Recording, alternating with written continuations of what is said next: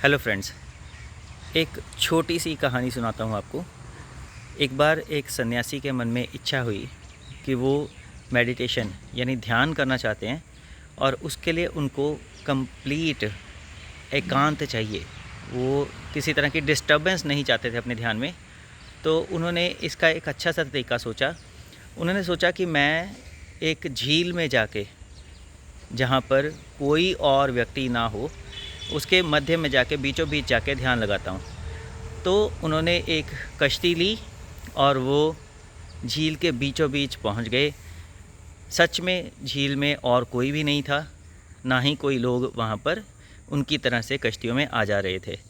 तो कंप्लीट पूर्ण एकांत मिला उनको वहाँ पे, कंप्लीट सॉलिट्यूड। तो वहाँ पे उनको लगा कि ध्यान लगाने का मेरा जो निश्चय था, जो डिसीजन, जो फ़ैसला मैंने लिया था, वो सही साबित होगा। तो वो ध्यान मुद्रा में बैठ गए और धीरे धीरे धीरे धीरे वो पूर्ण ध्यान की अवस्था में पहुंच गए, जहाँ पे उनकी सीधी परमात्मा से साक्षात्कार होने लगा। तभी अचानक बहुत ज़ोर की आवाज़ हुई, ठक करके कोई चीज़ उनकी कश्ती से टकराई और उनका जो ध्यान था वो टूट गया, भंग हो गया।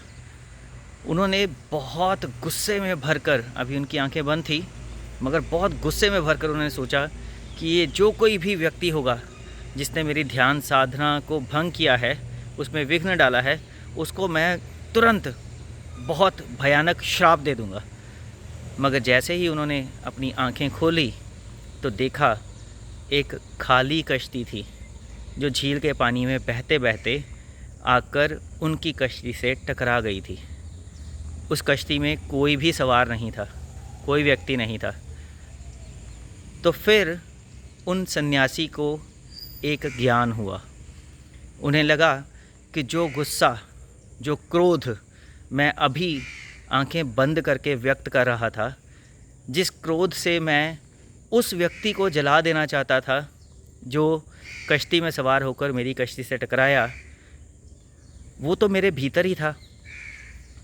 जिस व्यक्ति की वजह से मैं मान रहा था कि मुझे गुस्सा आया, वो व्यक्ति तो है ही नहीं। ये तो खाली कश्ती थी, एम्प्टी बोट। खाली कश्ती में कोई सवार नहीं था, फिर भी वो कश्ती के हल्का सा टकराने से ही मेरे अंदर जो क्रोध का एक ज्वालामुखी था वो फट पड़ा। तो ये क्रोध तो मेरे भीतर ही था।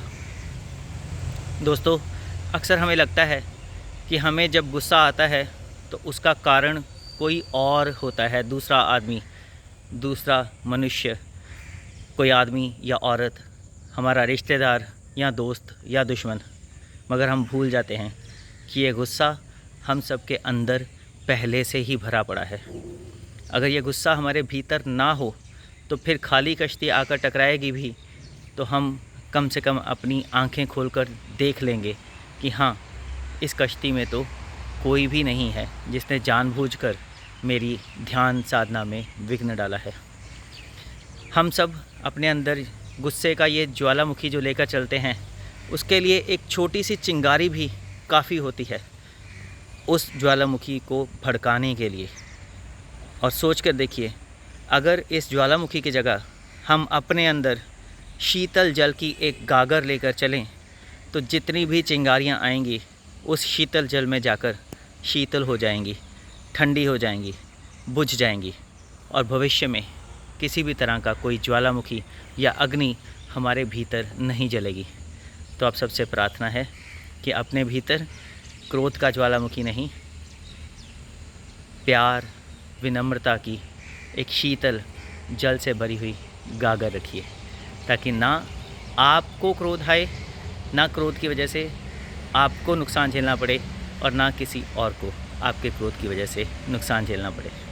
अगर ये छोटी सी कहानी अच्छी लगी है तो इसे ज़्यादा से ज़्यादा शेयर कर दीजिए। लाइक करके कमेंट बॉक्स में अपना एक्सपीरियंस ज़रूर बताइएगा, आपको कैसा लगा। कीप वॉचिंग प्रिंसिपल रसी गुप्ता। Thank you.